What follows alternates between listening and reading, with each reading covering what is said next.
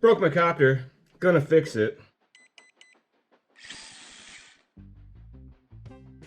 I was out of the swamp spot the other day doing my fly things, having a fantastic time, and got stuck in a tree. And often when you get stuck in the tree, the branches get wedged right between the props, or all sorts of bad stuff happens. And I tend to be one of those guys who doesn't want to get up and walk over to pick up the copter. So I do a lot of turtle moding, and probably way too much. And turtle mode, if you're new to FPV, is you can flip it, set it up so you flip a switch and it'll run the motors backwards on your command to get you, when the copter's upside down, you can flip upside down or right side up. And this helps getting out of trees or getting unstuck from a bunch of stuff. But the problem is that if the copter doesn't flip over right away, turtle mode is extremely hard and bad, I guess you'd say, for the motor and the speed control, because the motor is usually stalled, either wrapped up in branches or stuck in the grass or whatever.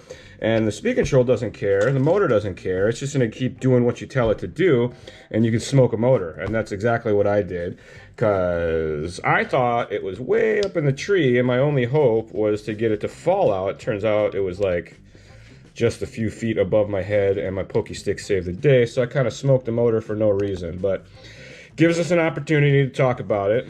So this is my Super G with some prototype arms that are X footprint instead of the normal I footprint. So it's equal distance front to side. The other one is a little shorter than it is wide.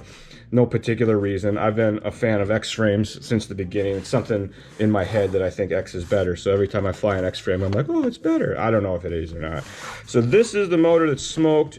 You can see the coils are all melty and gross. Can you see that though? Let's make sure you can see that. The coils are all kind of melty and gross. So I'm just gonna unsolder the 3 motor wires first, undo some tape, and then get it out of there. I got this sweet 1-Up Racing soldering iron. Comes with a little bit oversized tip in the box, which is nice. And these things are great for field work or whatever, just because they're so small and compact. It runs off of a 6S LiPo, and you can get pretty much, you can solder wherever you are. And if you know me, I love soldering. It rapid heats, like the thing's already at 800 degrees, so that's awesome. And then to get in here, this part's a little tricky. You're gonna go with the side of the iron, tin the tip a little bit.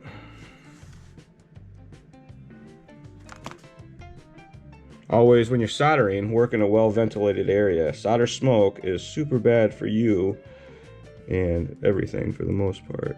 Trying to get just the edge of the wire. That's not going that well. Let's see, might have to mash her in there. There we go.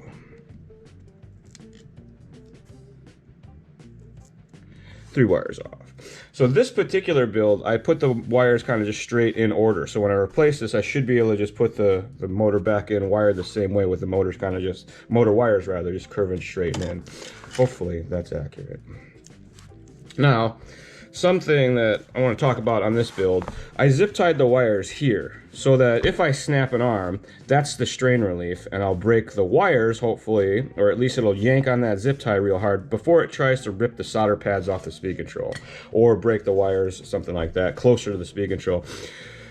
Zip ties can be good and bad. They can cause damage, they can prevent damage, or they can stop damage at a certain point. It's not real good to zip tie your electronics and stuff like that, so I try to just leave these loose like safety belts, so that, like in this example, the tape wasn't on there very good and it's come loose and it's flopping this guy around. So this stopped it from falling out of the copter. And these wires here, if I do snap an arm, they'll just get hooked, hopefully, by the zip tie, and that will be a damage stopper versus making it worse, because soldering some wires onto a motor to get it back going is a lot easier than replacing a speed control that's got its pads broken or whatever. And I haven't ripped pads off a speed control in a good long while. Usually I damage the wires even without the zip tie first, because this is the kind of second build I've done with the strain relief zip ties in there. And but it's just like added safety, that's all. A little extra protection, never hurt nobody. Oh man, this is in sad shape. It melted the wires all the way through the bottom. Like, I was turtle moding a lot. It actually came out of the tree working, and I think what killed it was still very, very hot to the touch. I hot swapped the pack and went out and started ripping on it right away. It made it about 30 seconds in, and that motor said, no more. I'm hoping it didn't hurt the speed control. Sometimes when you torch a motor real bad, you can wound the speed control also. So fingers crossed that's not the case. So every motor comes with 4 screws, some metal washers in case the screws are too long for your thin arms, and of course, prop nut. Here's something else that I noticed on this build. I had laid these wires outward and then folded them back in. And I go to pick up my copter and I put my hands right on the wires, and I've kind of bent those all in janky. So for this one, I'm going to try to solder them pointing upward, which is probably going to screw up my motor rotation. Because I've already adjusted the BioHeli stuff for the motor rotation. Lay those right about there. I'm giving myself a little extra wiggle room here. A little extra wire length in case you snap an arm can be helpful in stuff not getting busted or ripped. Easy fixes later on. You can tell I've snapped a lot of arms. I have some experience in this area. All right, so right about there. I mean, is it really worth cutting this little bit of extra off? Yeah, grams make pounds and resistance and all that fun stuff. So it never really hurts to shorten your wires a little bit. And anytime you're doing soldering, you try to use wire strippers so that you don't get the little strands of wires all over the place. I talk about that all the time when we solder. Constantly clean your bench to stop stuff from building up. And then when you tin your wires, with the little wires, it's kind of a moot point sometimes because the solder likes to wick around no matter what. But I always try to hold my wires flat or downward so that the solder doesn't run up the wire. Look at that thing go. And then I do have a sponge or a rag or something off to the side that I like to try to wipe the tip off on a pretty regular basis. Solder and all of its contaminants and all that are real nasty stuff, so keeping things nice and clean makes your soldering a whole lot better. So I try to tin them enough that the strands, you can just barely not see the strands of wire. So you don't glob the solder on there, but you don't want to have just a little bit either. You need to have like a medium amount. So these guys would normally go straight onto the side and then get bent and janked. So we're going to flip them and try to solder these guys in order pointing upward. So what I'm doing, pushing the wire on there flat, heating up the tab, and then gently pressing the wire down onto the tab, and that's not working. So I'm going to have to hit the iron on the wire. And that works. And what it does is it bends the wire just a little bit and then solders it pointing upward. Middle wire is going to stay as the middle wire. So I'm kind of doing this where I'm using the iron to flex the wire as it heats up. Oops, that was real bad. Almost jammed it all the way in there. And then that happens, so you get the strands everywhere. So what I'm doing now is just making sure that I catch all those strands and bring them back down. And I need to clean this tip. So hit it with a little bit of fresh solder. Gosh, that's terrible. A little bit of fresh solder. It's still the middle wire. There we go.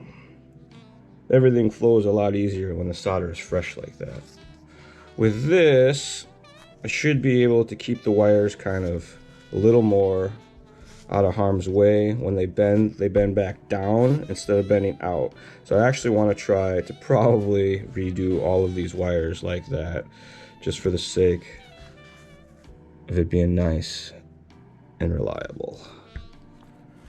So the wires are going up instead of out. See, they're kind of surface solder with a slight bend in them. And then what I'll do is I'll get that zip tie back in, and I'll zip tie the motor wires here, and then I'll have I made these way too long. They could have been a whole lot shorter, but better too much than not enough. So if I was going to be a pro about this, I might go in and trim these up and shorten it one more time, but for lunch flying sessions, I think that's good enough. So that's a quick and easy fix. Before I button this all up, I'm going to grab a battery pack and make sure the motor goes the right direction. Get this out of the way, everything looks all right. Plug the battery pack in, arm switch, throttle, beeper, all that.